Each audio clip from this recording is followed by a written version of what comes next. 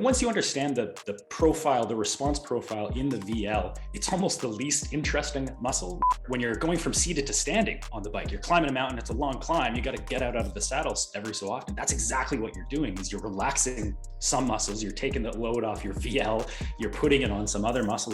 There's kind of a lot of us that are working at the similar questions from different perspectives. And that's how we're going to find, triangulate the right answer. The right answer is by asking similar questions from different perspectives.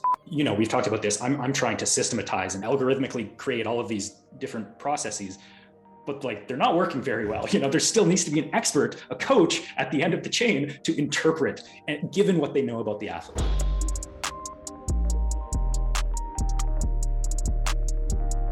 Welcome to this new episode. Before we get started, I'd like to thank our sponsor for the podcast, Moxy Monitor. For those who don't know about the Moxy Monitor yet, it's a NIRS device that measures muscle oxygen saturation and blood volume in real time.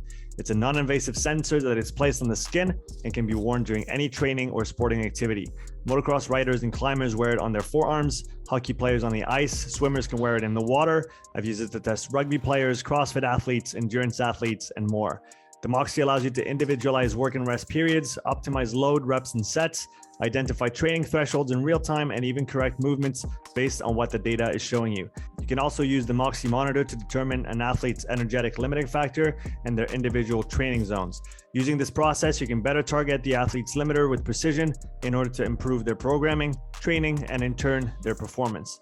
You can view and collect the data on your Garmin watch, and you can also pair the Moxy with other physiological testing products, such as the VO2 Master, Pnoe, and Cosmed VO2 systems.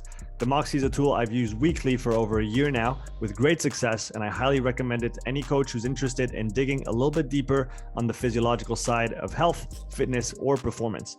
You can use the coupon code UPSIDE at checkout for a 5% discount on moxymonitor.com/shop. That's UPSIDE for a 5% discount. With that said, let's get into the show.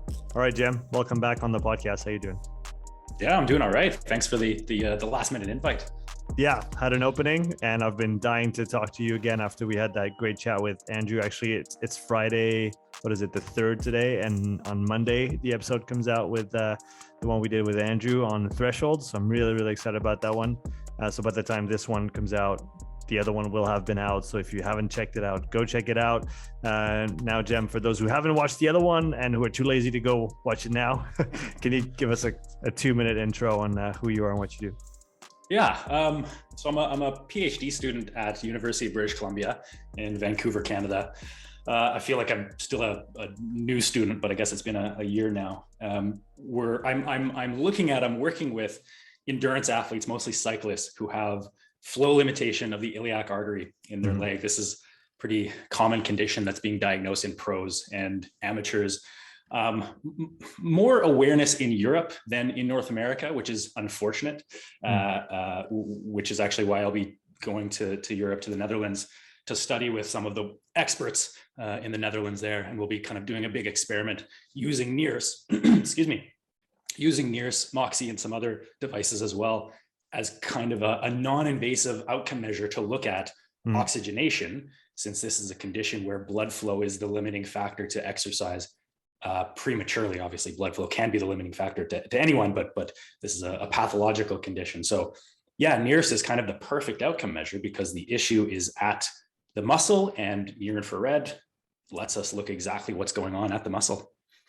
Yeah, exactly. How did you first use the Moxy? What was the first time you saw it, and what was the first time you used it? So it's been a few years. I had the BSX Insight, if you remember that. I don't. I wasn't around then yet. It didn't last very long. Yeah, but that was the first NIRS device that was kind of that I was aware of, that was really kind of accessible to athletes. I mean, I was a cyclist. I was just training myself at that point. In retrospect, so I should mention, I don't think I mentioned, I have this condition, this flow limitation condition myself. So that's how I got into all of this. So this was at the point where I was an athlete, trying to figure out what was going on, couldn't figure out what was happening with one of my legs. And so I found this device and started using it, and it had its issues, let's say. And then from there, the next product was Moxy. And so I've been using Moxy for a number of years, I guess. Yeah, I'm working with my colleague here at UBC, Asaf Yogev, who's just finishing his PhD. Both of us have done a couple projects over the last couple of years with a whole bunch of Moxys. And, I know at this point now you've got like 8 different sensors all over the place on your guys, which is awesome. There wasn't a lot of that, a couple of years ago, and we started sticking on multiple muscle groups. Bilateral, obviously, for the condition I'm interested in, looking at one leg versus the other, but then all of the other muscle groups.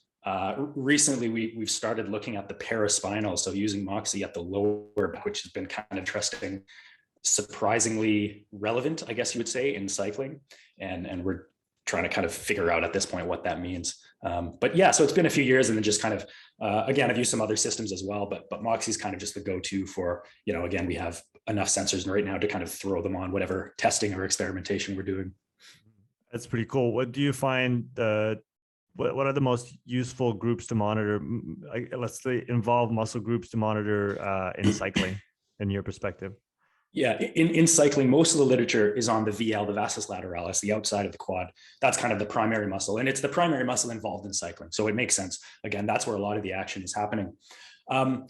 We almost find, though, like once you understand the profile, the response profile in the VL, it's almost the least interesting muscle, where it's kind of just, when it's active, it's active. When it's not active, it's not active. And there's not a lot of gradation, and not a lot of variability between that on or not on. And so, we're looking at other muscles, the RF, the rectus femoris, the middle of the quadricep is also common in running. We're looking at that in cycling as well. That has an interesting profile in cycling.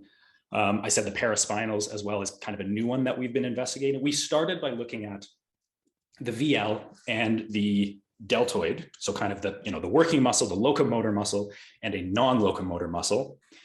And then we started to, okay, well, what's going on at the RF? Like I said, what's going on at the glutes? We tried some Moxys on the glute med at the lateral of the hip, and glute max, even the big bum muscles. And yeah, that was showing some interesting stuff, but the sensors don't work as well when there's layers of tissue thickness, let's say. So the bum muscles were kind of a hard spot to get a good signal from. And so, yeah, we kind of moved up and said, okay, well, let's look at some postural muscles and look at the paraspinal. And we kind of expected the general profile to be similar to the deltoid, where the purpose of measuring here is to look at a non-locomotor or a non-involved muscle to kind of say, okay, what is the rest of the body doing? What is this kind of systemic redistribution of blood flow and oxygen flow during exercise? And as the working legs start to demand more of that oxygen, there's a vasoconstriction, and there's kind of a limitation of blood flow everywhere else as the body is trying to redirect blood flow to prioritize the muscles and, of course, the heart and the brain. So we kind of expected the same profile as the deltoid, and it's similar, but like I said, possibly even more relevant, very possibly very speculative. We're looking at oxygenation at the paraspinals, at the low back, during a time trial, essentially, during a 12-minute or a kind of a time to exhaustion task. So we set the workload and you just go as long as you can go, and it'll be somewhere 10 to 15 minutes. And often enough, not always, but often enough for it to be compelling, the oxygenation signal reaches zero at pretty much at task failure, when the subject can't tolerate the workload. So yeah, we're continuing to poke around and see what that location looks like. I want to come back to the paraspinal because the non-evolved muscles are really, really interesting to me. But what differences do you see? What similarities and differences do you see between the VL and the RF? So the VL, like I said, is kind of either it's on or it's off. At the start of a workload, it deoxygenates. It kind of reaches a relative plateau fairly quickly, and then it kind of stays there. And as you change intensity, the value, the SmO2 % value of where that muscle is will change with intensity. But during a constant workload task, again, most of the time, I would say, of course, not always, there's a lot of individual variability here, but most of the time it's just kind of constant. It doesn't change too much at a constant work rate. So you can't really predict and say how long you can go if you're just looking at a flat line. The RF, on the other hand, for example, is a little bit more curvilinear response, especially at higher workloads, at higher intensity. And so we would say, again, the VL is probably the primary muscle involved in cycling across all intensities. The RF, let's actually back up and talk about the muscle. So the VL only crosses the knee joint. So it's a single joint muscle that's just involved in knee extension. The RF crosses both the knee and the hip joint. So it's a little bit more, it's a longer muscle. It's a little bit more involved in that compound combined hip flexion, hip extension, knee extension, that pedal drive or that hip drive. So the RF gets more involved at higher workloads where you really are starting to kind of push around the pedal stroke. And so in a progressive exercise, when workload is increasing, you would see the RF kind of declining curvilinear, the saturation declining curvilinear. During a constant workload exercise bout at higher intensity, at that severe intensity domain above critical power, above threshold, you would also, again, not always, I'm trying to think, I can think of examples where this is not the case, but let's say you'd expect to see the RF behave in that same kind of curvilinear way. So there's a potential there to look at, okay, where is that line kind of going to reach zero? And maybe it's not zero, maybe it's just kind of wherever the athlete's individual minimum is. But yeah, that's kind of the difference. The VL is more of a kind of a flat profile. The RF is a bit more curvilinear, a bit more responsive to duration at workload, as well as just changes in workload, if that makes sense. It makes a lot of sense. And something I've noticed, I've been testing a bunch of runners the last few days, and something that sticks out when you talk about those, let's say, different profiles of the muscle groups. I've been using their RF on the runners as per the work of Brett Kirby and his recommendations on testing runners with Moxy. And you could definitely see that inflection point happening. I sent you the data, but for people listening, we did a kind of a hybrid protocol for the first time in consultation with Max, the coach who coaches the athletes that I tested. And so we did a mix between a step intermittent test, so four on, one off, from a fairly low intensity for the runners. It was 10 kilometers per hour all the way to 15. And then we took a break. So the 1 minute break after the 4 minutes of 15. And then we went straight into a ramp where we did 16 kilometers per hour plus half a kilometer per hour every minute until task failure. And what we saw is, a really strong inflection point right at their second threshold. So we had their estimates of critical speed from their running times. There were one of them, Max, he runs a little longer, 3,000 meter, and he should probably run 5,000 given his profile, but we were joking around with this. The other guys were 800 meter runners. So we didn't have, let's say that the times that we have weren't necessarily in that 2 to 20 minute bracket or 2 to 15 minute bracket to try to get a good critical power estimate. But we still saw a strong inflection point of the RF right at that point, thing that you do not necessarily see as cleanly with a vastus lateralis in cycling. I'm wondering now if for that demarcation, I guess, intent, actually placing one Moxy on the RF might be more interesting in a way, or what do you think on that? Yeah. I mean, first of all, the test that you showed and the data you sent me was super interesting. And you had the sensors not just on the RF, but all kinds of different muscles. And I'm curious, we could chat another time about all of the different profiles that you saw. But our RF in running is certainly more, RF is kind of the classic location, the classic muscle to look at in running. And Dr. Brett Kirby's done a lot of work on that. And I have less experience in running. So I'm actually, I have some sensors. I'm going to go out and do a treadmill test myself in a couple of weeks and try to see what's going on. But I wonder, I mean, of course, it's a different modality, right? It's a different muscle recruitment pattern. And so it kind of makes sense that there'd be a different profile there. But I wonder if it's more similar at the RF between cycling and running, if it's kind of the same kind of intensity dependent, but also once you get beyond a certain intensity, it becomes durational dependent as well. But regardless, that kind of, I think that's what we're looking for in a muscle to tell us something about intensity domains or something about thresholds, is not just the difference with workload, but it's when does that workload become non-sustainable given duration. And the protocol that you're doing was super interesting. Like I think that's great because you have those longer constant workload steps where you see that you allow that durational response profile to develop. And then again, going into that ramp. So it's, the athletes still get a relevant maximal speed, I guess, at the end. And I have to say, the guys that you were testing, well, like super smooth runners, obviously very elite, very, very high level. So a good population to test.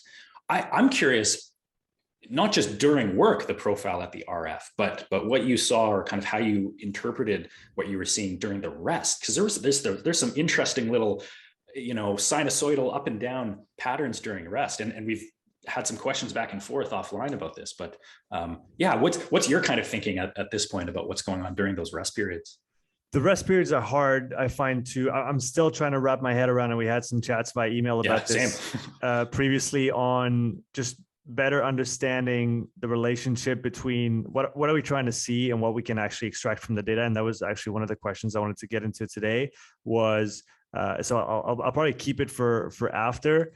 I'll just make a quick note because that's something I want to come back on. So I'll defer to this might be something we can we look at charts later on or something, but it's an interesting question for sure. Or discuss. But the one thing that sticks out to me is that reoxygenation slope as per your work and Evan's work as well, that shows some very strong links with critical power, at least in the work that he's been able to do on, I guess it wasn't on whole body exercise. I think it was a repeat grip test, but he was able to establish a critical power profile and then measure the reoxy slope and found a linear relationship between the two, between participants. That's super cool.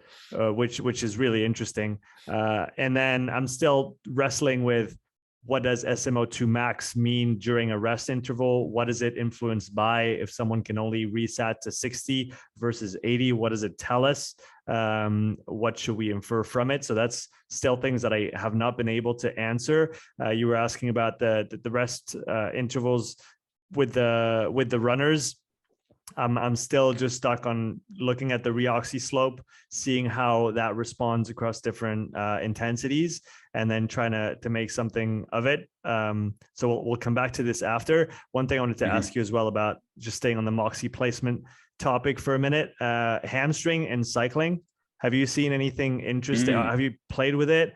And if so, have you seen anything interesting in regards to, pedal stroke technique? And maybe more pulling than pushing, and anything like that. So at the hamstring, we've measured it a couple times. I put it on a couple of guys, including myself, but I've always found issues finding the right placement. It's a longer muscle. It's not as thick as the VL, and so it's more sensitive to where you put it. If it's too much on the tendon, if it's too much on the fat, So I haven't found a good signal, and I haven't really been able to.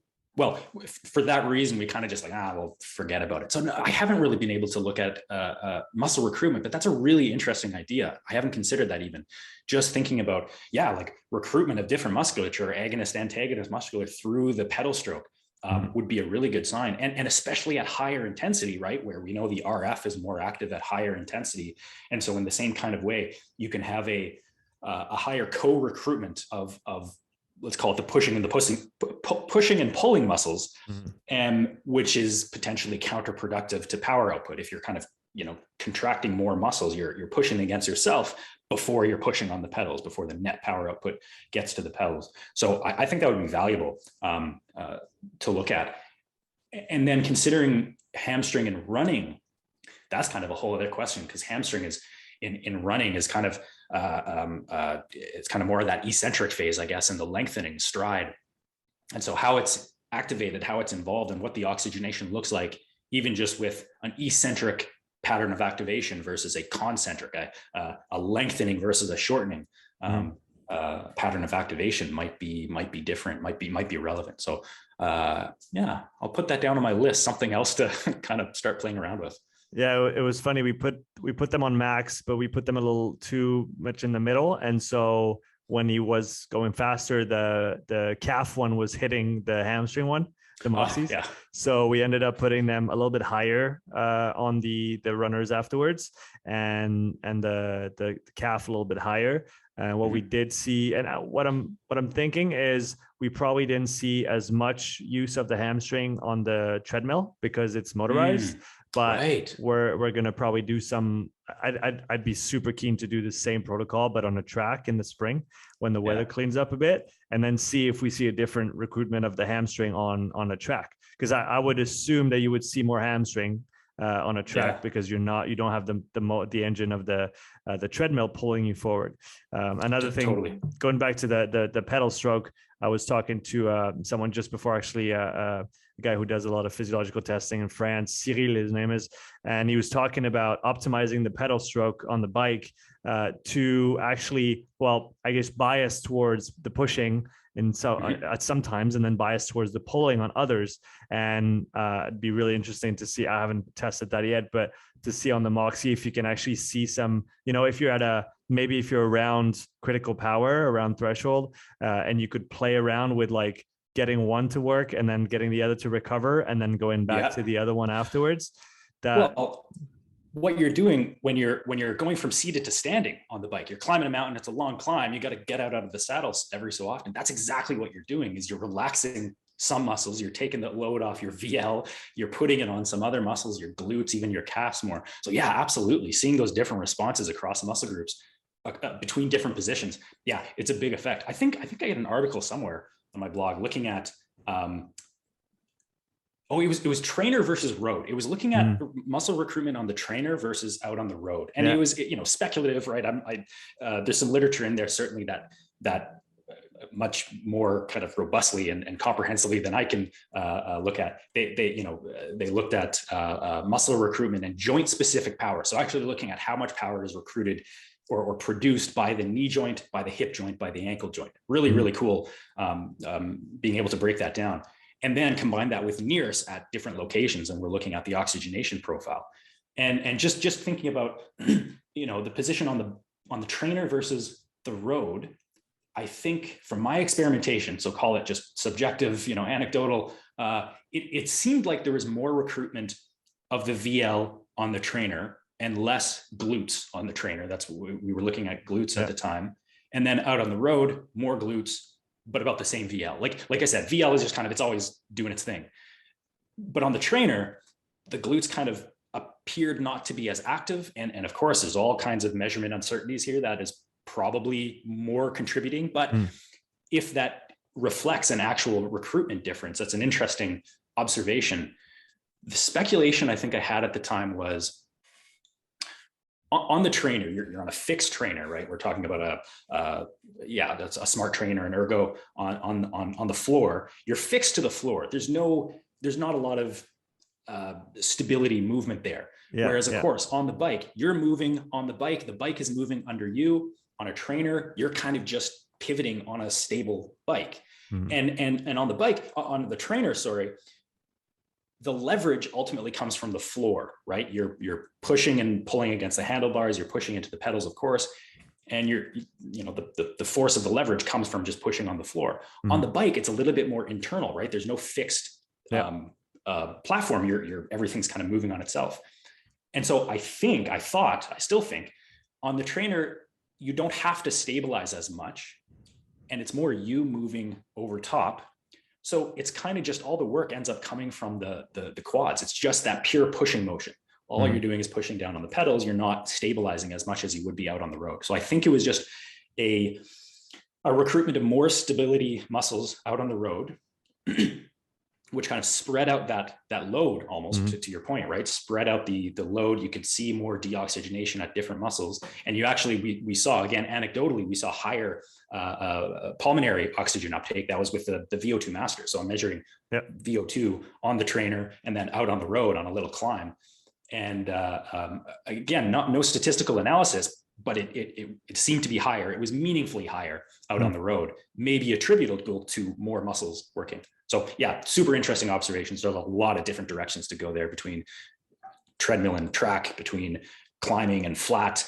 Yeah, all kinds of stuff. Yeah, that's definitely where I want to take everything in 2022. I want to get to the paraspinals now.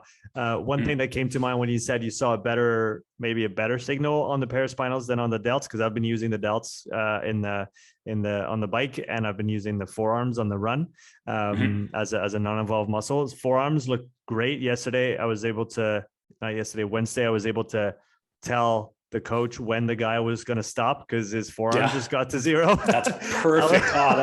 I was like, look, he's 1%, 0%. He's going to end this this 1 minute, and then he's going to stop, and he hopped off. You're kind of behind the athlete, nudging the other coach. It's like, watch, he's going to die. I could have been completely wrong, but in this case, it fell on the money. That's super cool. One thing that came to mind when you said paraspinals give a better signal than delts, do you think it's because there's less parasite movement, I guess, or parasitic movements from because the arms do stabilize you on the handlebars to some extent, and so maybe that gives you a cleaner signal than the shoulder?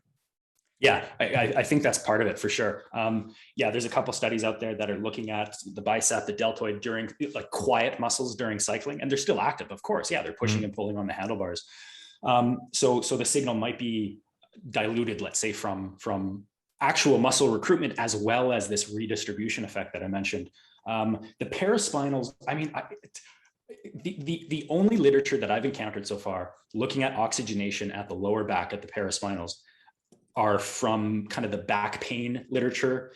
Okay, looking at lower back injury, that kind of stuff. And as far as I've seen, it has not been looked at during cycling. It's only been looked at really during kind of back extension activities. So it's hard to attribute, again, we're speculating on what's going on, but I think you're right. I think it's probably, let's put it this way. The first thing, and this is kind of usually the first thing I think about considering signal quality is skin fold thickness and adipose tissue thickness under the sensor, under the location. So the lower back, there's not a lot of fat tissue there, especially on the super lean athletes that we're looking at. I mean, there wouldn't be at the deltoid necessarily as well, but even just the difference in muscle composition. That's the second aspect is what's the muscle composition? The postural muscles of the back, the erector spinae, the paraspinals, are super slow twitch for the most part, right? They're active isometrically holding you in a position at all times. And then especially in a cycling position, when you're in a bent over hip flex position, they're in a stretch, they're on stretch. So they're in a tension position. So they're kind of in this perfect position and perfect environment to get a good signal from. So it might just be as simple as that, as like just the positional benefit. And then you kind of think about the muscle recruitment side. So we talked about what the delt might be doing at higher intensities, the paraspinals, the postural muscles, the same kind of way at low intensity, when you're just spinning along, you'd expect them not to be working very hard. They're not having to stabilize against a lot of torque going through either leg. But as the workload increases, again, all of that torque pushing on the pedals is coming from the pelvis, and the pelvis is being stabilized from the paraspinals, from the erector, the columns of muscle in your back. And so it would make sense to me that at higher workloads, as you're pushing out more power, that leverage is having to be stabilized through the erector columns. And so they'd be more recruited. So there is a recruitment aspect there. And so I actually think maybe saying they're better than the deltoid isn't the right term, but they're certainly different and the signal quality is better. Right.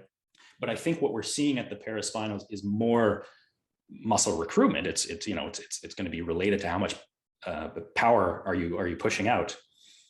And that might be why they appear to reach zero at task failure, is like, it's the whole system is interrelated, right? Something has to go. I'm not suggesting that power output is limited by the paraspinals, but that's where we're measuring. And that seems to be, just part of the system that is reaching this 0 point, and then the athlete stops. And I've had the same situation as you just talked about, where literally me and my colleague are kind of elbowing and taking bets, and like, I don't think she can finish. I think she's going to be done before the stage. She's like, no.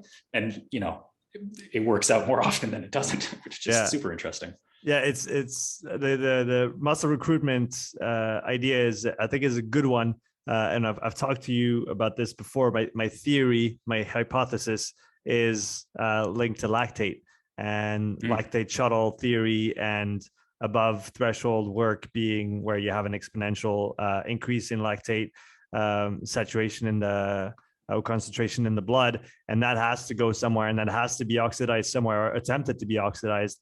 And that's in my mind, that's how I rationalize the fact that all non-involved muscles are going to tend to zero. If in a well-trained athlete, at least from what I've seen, are going to tend towards, or not zero, but the minimum SmO2 value for that athlete above critical power.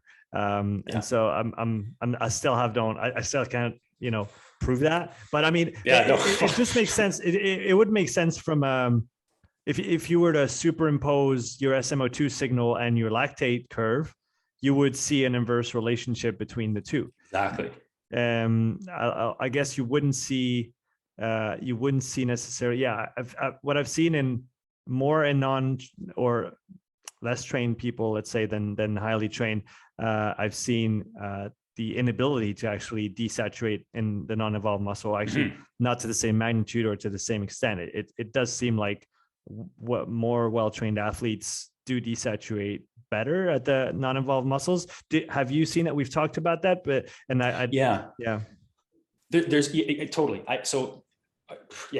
Really good points there. There's a lot of directions the conversation could go, but just on that last question, certainly we do see differences in the minimum that any particular athlete will reach. And minimum, I mean the lowest SmO2, usually at exhaustion, at task intolerance.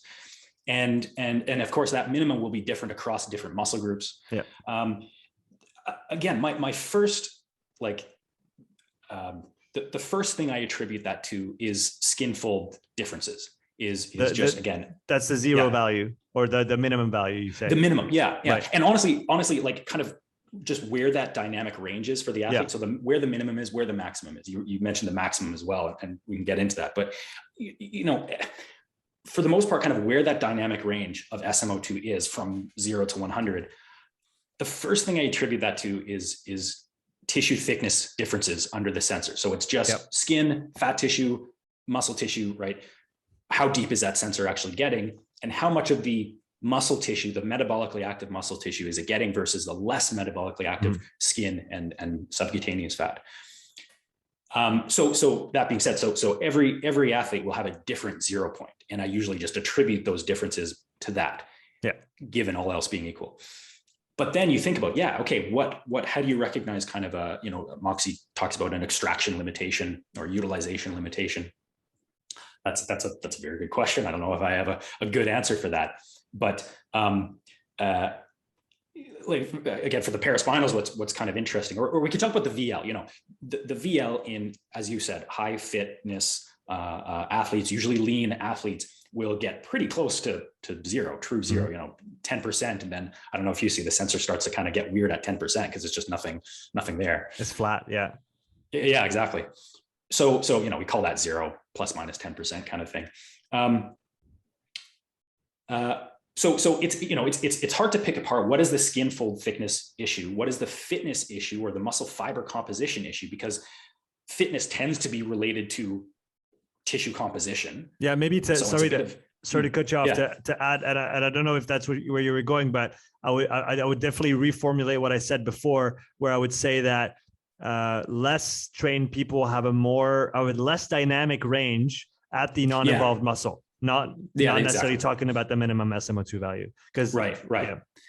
But if you take kind of where the individual's minimum is, wherever it is, that's still, you still get to see the kinetics, you still get to see the response. What I think is interesting is, again, we compare kind of where the deltoid is, where RF, VL, and then paraspinals.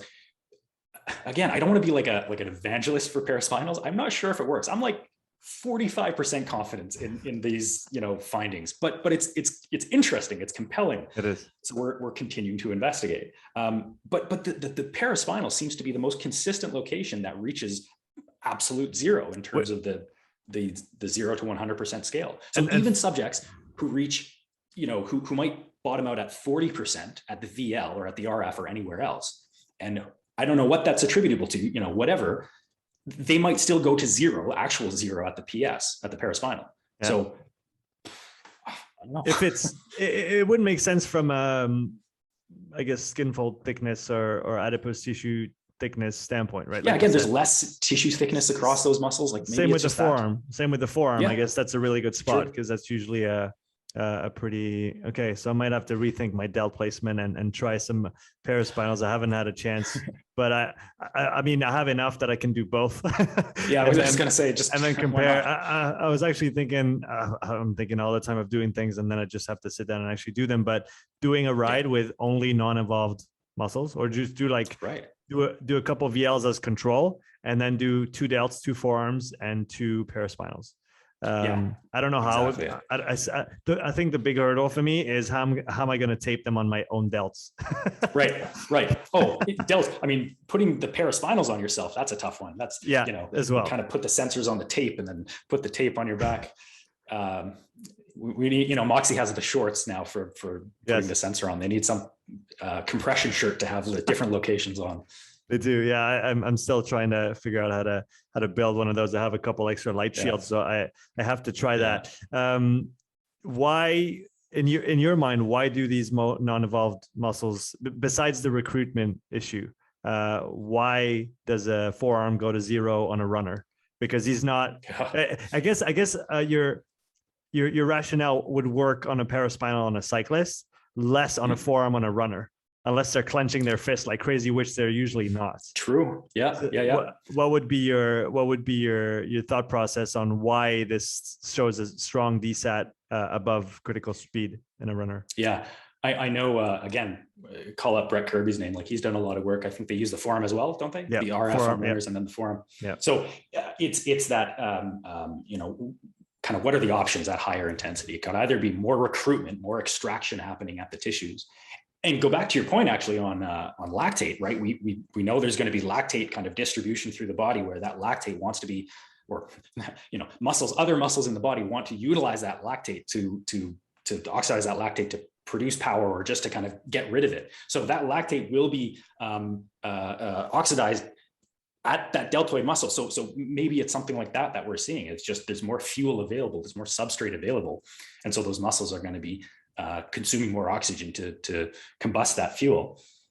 The other part of this is more of the delivery side. So it's that redistribution aspect that I think I mentioned, where again, as we go through, as workload increases, as intensity increases, we tend to have systemic vasoconstriction. So all of our blood vessels in most of the tissues in our body will constrict in order to maintain blood pressure for the most part. And then again, if you have a constriction in the blood vessels in your arms in a runner, right, that's so that the blood will travel to the legs and actually get to the muscles that are being used. So it's like, you talk about, right, like digesting food, like all the blood that's going to your stomach and your viscera will be redistributed to skeletal muscles. So you don't want to have a big meal and then go for a run. That's kind of the concept there. The same thing happens across different skeletal muscle beds that are being used more or less. So it's just that redistribution effect, where if I have less blood flow going to the shoulder, the deltoid, or the forearm, then whatever kind of basal or resting metabolic rate is in those tissues are going to extract, relatively speaking, more oxygen. So you'll see a relative deoxygenation if the delivery going to those muscles is lower in the first place. So that's certainly, that's probably a strong effect of what we're seeing across these non-involved muscles. And I think that was the whole point of looking at deltoid, forearm, whatever in locomotion exercise, is to look at that redistribution effect. Yeah. That's definitely I think a good. What's your confidence prediction on that? my 75. It's high. It's high. It's been established more in the literature, as well as I think empirically and anecdotally.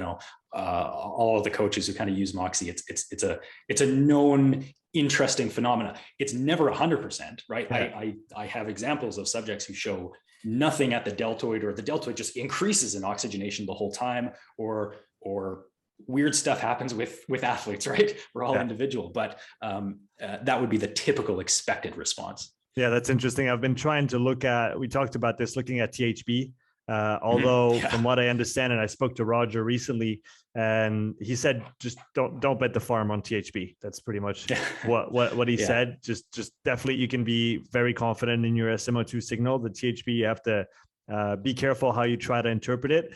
So I keep that in mind. But I'm also you do see, and back to your argument, I do see a point where there's an inflection point and there's maybe a decrease in THB, but and that's where I guess I run into a roadblock to try and go further with that train of thought, because we don't really know what the dynamic range is on the THB. How low can it actually go? And is it actually showing a slight decrease? Is that, what's the scale? If we don't know the scale, we don't know the magnitude of the change of the THB. Is it going down by 0.2 on the THB scale? And if the range is 1, then that's a 20% decrease. But if the range is 15, then that's a completely different ball of wax. And we can, so that's where I'm running into an issue. We'll have to refer out to the other maybe Moxy users that have other ideas on that. I want to switch. The engineers who really know where that signal is coming from. Honestly. I'm definitely going to ask that question to Roger. I'll send him the episode and I'll say, hey, we have questions, Roger. So Roger, this is coming for you, my friend. I want to I've asked him before as well, so he knows this is okay. This is the question. It's just going to come back. Good. Now I want to talk. We have 15 minutes to go. I want to talk about interpreting your SmO2 signal and the trends. I guess I'll answer your question first, because I was rude. I didn't respond back then. So what I I guess I'll backtrack a little bit and talk about what I think I can understand and see in the SmO2 signal during work bouts. Once we've reached kind of an equilibrium, or at least a balance between the delivery and the utilization portion. I think the trend of the SmO2 really tells a story as to what is going on. And then I also look at the absolute value, although not in isolation, but in relationship to the other steps, for example, on a 4-1 or a 5-1 step test. So I would usually see, you would see those, increases, just positive slopes, let's call them, on the SmO2 during the lower intensities. At some point, you're going to see a drop in that absolute value. It might still be going up, but you'll see a drop in the absolute value. That's usually, well, interpret SV1, or I guess O21, if that's even a thing. Oxygenation breakpoint. I would call it an oxygenation breakpoint, and that usually coincides really closely with SV1 that I'll be looking at on the VO2 master, and usually HRVT as well on the DFA alpha 1. So that seems to jive together really nicely. So positive slope, there's obviously more delivery than there is utilization. Then flat slope or a zero slope, you would have a good balance between the two. And then negative slope, you would have more utilization than there is delivery, and you would usually see a strong deoxy slope above critical power, above threshold. So that's usually what I see in the signal. I had a really interesting case with one of the runners who's had some heart issues before, and who was diagnosed with a very big right ventricle, from what he said. Negative slopes on SmO2 almost right from the start.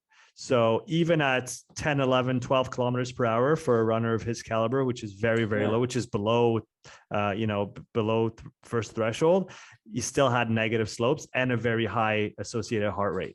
Is he starting from a high SmO2? Like, is it negative, but at 90%? Yeah, it's like he's like at 80. He's starting at 80, but desaturating already during like an 11 kilometer per hour run with a very high heart rate. I think he was at 165 or 170 at his first threshold, and had a nice ceiling kind of plateau at 200 for I guess 2 or 3 minutes.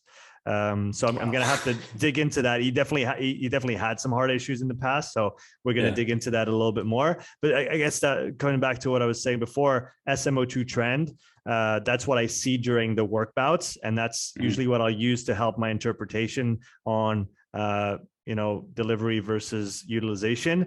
But then I also know from Evan, thanks to Evan and his great work on the deoxy slope, if you're on a full out sprint, you're going to have a very close correlation between the negative, the delta SmO2, and so the slope of the deoxygenation at the onset of a sprint, for example, and the power output. And he tracked that across one athlete for 36 weeks. And then he did that with a small group of athletes and saw a really good trend there. And I can totally see how you're essentially improving your mitochondrial function and your ability to extract oxygen would translate into a higher power output.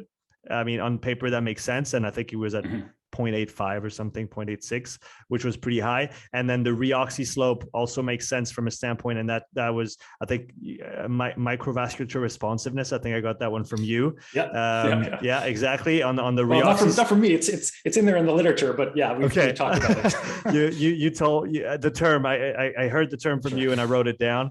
And it makes sense because on the deoxy side, you have the biggest imbalance between utilization and delivery in favor of utilization. And then same thing, but opposite on the reoxy slope, where you have still your cardiopulmonary conglomerate of systems working full bore and your muscle just stopped.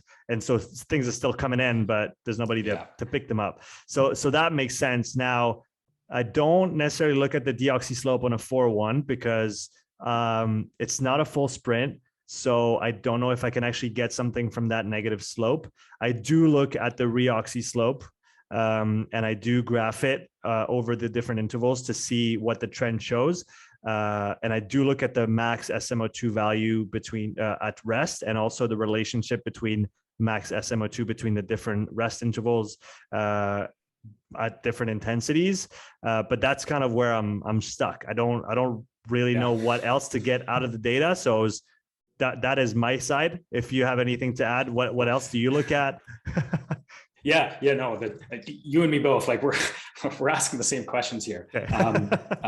It's good though, because there's kind of a lot of us that are working at the similar questions from different perspectives. And that's how we're going to find, triangulate the right answer. The right answer is by asking similar questions from different perspectives. That covers it. Yeah. It's really kind of thinking about, and we're kind of talking about the 5-1 or 4-1 or 3-1, the intermittent multi-stage test where you have progressive constant work rate bouts, and then these recovery intervals, and you get to see what does the oxygenation look like during work, where it has a period of onset kinetics and then stabilization. So you get to see that, the onset kinetics is kind of the intensity dependent response. What does the oxygenation response do going from 0 to 200 watts, whatever. And then at 200 watts, you get to see the oxygenation durational dependent response. What is it doing at 200 watts? How stable is it?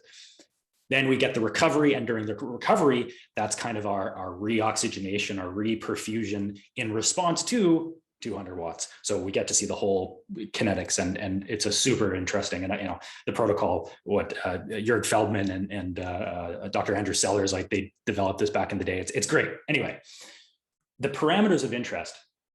I mean, there's a lot of them, and there's a lot of them because we don't know which is kind of the best or which is the most relevant or the most sensitive. So it's a little exploratory at this point of like, let's just look at everything and see where the correlations come out, and then we can think about different muscles and say, okay, well, there's all of these parameters at the VL, and then there's all of these parameters that look slightly different at these other muscles as well. I mean, you said it yourself. Yeah, I don't think I look at anything different. There's kind of the deoxygenation onset kinetics, and we can describe that as kind of there's going to be an amplitude component as just the change of SmO2. There's going to be a time component. How long does it take to kind of reach that relative plateau, or that, when I say relative plateau, it might be an upslope, it might be a downslope, but it's going to be kind of a consistent trend. What did I say? There's an amplitude, there's a time component, and then there's a rate component, which is kind of our peak slope, our deoxygenation slope, or on the recovery end, our reoxygenation slope. So that's kind of how I break those parameters down. Within each of those components, there's different ways to quantify it, but they'll all be related, so amplitude, time, and then rate. I think the important thing to consider with the SmO2 signal I'll see how well I can articulate this. SmO2 is the balance. You said it yourself. It's the balance of the oxygen delivery coming in and the oxygen uptake at the tissue, whatever tissue we're looking at. And those rates are going to be behaving with certain profiles of their cells, especially during these transient recovery periods. So if we talk about a recovery period, we've just performed 200 watts and we're seeing the recovery. Let's say when we're at 200 watts, that's, sub-threshold. So we're under our critical power. So we're able to maintain a steady state there. And we can say our delivery and our uptake rates are constant, they're balanced. SmO2 is at zero. There's a zero slope. There's a balance there. We're in homeostasis. Everything's good. When we stop exercising, both of those rates are going to be decaying, right? We remove the locomotion, we remove the oxygen demand of muscle contraction. So our muscle oxygen uptake starts to decay. Our delivery also starts to decay, but at a different rate. So both of these values are going down at different rates. And you can kind of think about it's almost the difference between them. Right. That determines the upslope in SmO2. So SmO2 goes up. That means, all else being equal, that means that our oxygen delivery is greater than our oxygen uptake. And the steepness of SmO2 going up tells us how much oxygen delivery is greater than uptake. So it's really kind of the delta between those two different rates. Mm-hmm. So, we're trying to derive some information about these two rates, right? We want to know kind of what extraction uptake was doing and what delivery was doing during the work interval. And we want to see kind of what the capacities are. And it's all just dynamically shifting at the same time. So it's quite difficult to pull out, again, a relevant parameter. But in general, that rate component, that steepness of the curve, again, will be related to how much excess delivery there is, which should be related to, let's call it aerobic fitness, because the next kind of step of the logic chain here is because systemic aerobic fitness, endurance fitness is usually related to perfusive oxygen delivery. That is, you said, cardiopulmonary oxygen delivery, stroke volume at the heart, how much oxygen and blood flow is your heart able to pump out. So that's perfusive delivery. By the time it gets to the muscles, excuse me, by the time it gets to the muscles, that gives us our oxygen delivery component. Yeah. And then we would say the oxygen extraction or oxygen uptake component is almost the difference between it's that last mile delivery. It's like, okay, we have our perfusive cardiac output coming into the capillaries, but then the oxygen has to get from the capillary to the myocyte, to the mitochondria eventually. And so it's that last mile that kind of determines our oxygen extraction. Mm-hmm. So we're gonna tie this idea all the way back to what you were talking about in terms of SmO2 min, min at the end of a workload, at the end of exercise. That min value, how deep does that desaturation go? I got to be cautious here, is proportional to that last mile, that diffusion capability. So how much oxygen actually gets from the capillaries to the mitochondria. And we know proportional to that. It's related to that. Yeah, and sorry to cut you off. And the trick, I guess, one of the tricky parts here is that it's not only dependent on your mitochondrial function or your extraction function, but it's also going to be impacted by the equilibrium of CO2 and O2 in the blood at that site, right? Now we have the CO2 O2 dissociation curve component coming in, which makes it a hard question to answer properly, I guess. And that's why things change so much above critical power or above LT2 or whatever, because that's kind of where we have this excess CO2 production. We have accumulation of lactate, which represents accumulation of hydrogen ions. Like that's where our metabolic milieu is more disrupted. And so that changes all of these parameters. So that's why oxygenation is so useful, but I think it's kind of important, muscle oxygenation, SmO2 is, I would call it a functional measurement rather than a physiological measurement. And you could argue the nuance in that, but basically what I mean by that is we see an oxygenation response and we can relate that oxygenation response to different kind of mechanistic sources, or we can relate that oxygenation response to more like gold standard blood flow measurements with femoral catheters or with ultrasound or, some other more invasive measurement. So we can relate the oxygenation response with NIRS to a mechanistic source, but it's so sensitive to multiple aspects, multiple mechanisms, that we can't really say it's directly, absolutely related to any one thing. Again, it's proportional to this, it's also proportional to that, and this and the other thing.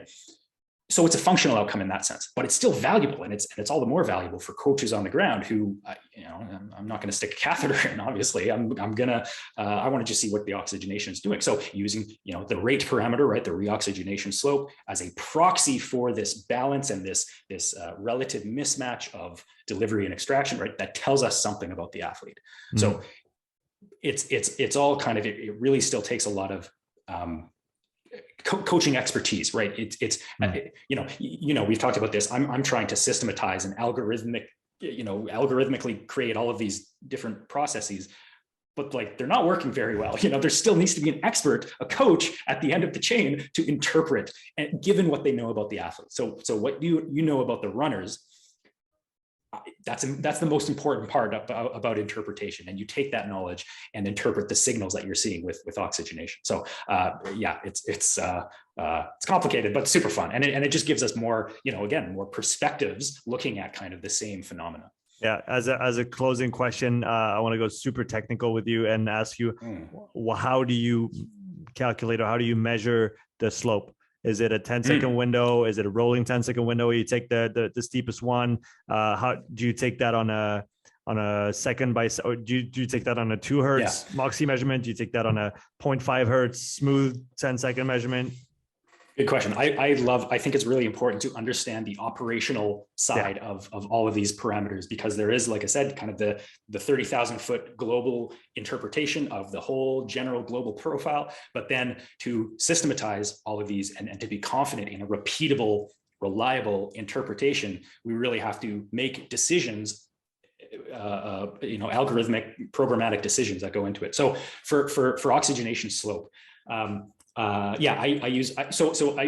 using a Moxy on it's 0.5 hertz, so it's recording, or it's not recording, but it's spitting out a data value every 2 seconds. It records more often in the background, and then it gives you a value. I'm also applying a 5-second moving average filter, which is kind of a simple filter that's recommended in the literature to use. So we have kind of a smooth value. We have a data point every 1 second that lines up with our power data from our fit file and everything else. So it's really easy to compare everything. From that, I would be generating, like you said, a 10-second rolling average slope. So basically looking at a linear regression of every single 10-second segment through this recovery profile. And so of course that 10-second slope gets steeper and steeper and kind of reaches its max steepness and then gets less and less steep. And 10-second slope is a little bit of an arbitrary choice. Why not 15? Why not 5? A lot of the literature looking at peripheral vascular disease and some other, like the clinical literature using NIRS and using other methods as well, use a 10-second slope. So that's kind of where that has come from. Interestingly, here's a point as well. Some of that body of literature, microvascular responsiveness, for example, that is a classic measure where you apply an arterial occlusion and then you look at the reoxygenation after occlusion. Again, sorry, I'm going to skip over some of the details, but it's basically how steep is that reoxygenation slope? That's the reactive hyperemia. Super interesting stuff. For an occlusion, they just look at the first 10-second slope. So occlusion cuff, deoxygenate, you remove the occlusion cuff, reoxygenate, and you look for the first 10 seconds. But that's only because the first 10 seconds is the steepest part of the slope, because this is at rest. Right. There's no change in extraction. After exercise, we just talked about this, right? Extraction is elevated and it's also decaying at a certain rate. And so the peak slope will usually not be the first 10. Well, I should say at higher intensities, it won't be the first 10 seconds. It'll be somewhere in the middle of the reoxygenation response. So that's why we said, okay, well, instead of the first 10 seconds, let's just take the peak 10 seconds. If like a logarithm, a logistic curve or a sigmoidal curve, the peak growth rate happens somewhere in the middle. And so that's kind of where this is coming from. And again, I could go into way more detail about all that kind of stuff, but what are the takeaways here? Yeah, so I use 0.5 hertz on the Moxy. I smooth it to 5 seconds, which Moxy does itself on board. I think that's the default setting is 5 seconds smoothing. I thought it was 10 seconds smoothing. It might be, I don't know. Yeah. I take the unsmooth data just because, I'm pedantic and want to be precise. And then I apply my own 5 second smoothing, but it's the same thing. Okay. And then from that, calculate a 10-second moving average slope. And the last thing I'll mention is the other parameter, the simpler, more simple parameter that might be easier for coaches who are just, putting this into Excel. I'm doing all of this in R, but if you just have to use Excel and you want to get kind of a simple parameter, the other way to do this would be look at not the slope or not the linear regression, but just look at where the minimum value is and where the maximum value is during that recovery, and just draw a line between those. And so it's not the slope, right? Let's say the oxygenation looks like this, and the slope you're drawing is kind of, from the min to the max, but it's something. And, you could call that like the net reoxygenation rate, right? What's the minimum, what's the maximum, and what's the time component that it takes to get you get both, I guess, from that one. Yeah. Yeah.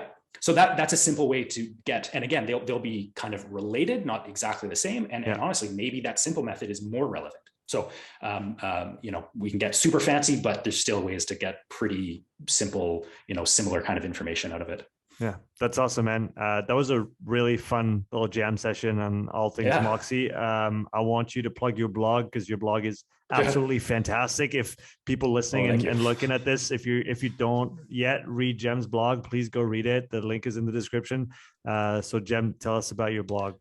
Yeah, sparecycles.blog. I don't know. It's casual. I don't post very often, especially since I started this PhD last year. I haven't been posting very often, but every so often, if we get a little, when we just finish a recent experiments, I put up 2 blog posts looking at paraspinals and looking at some of the nearest breakpoints, because that's what we were doing in this experiment.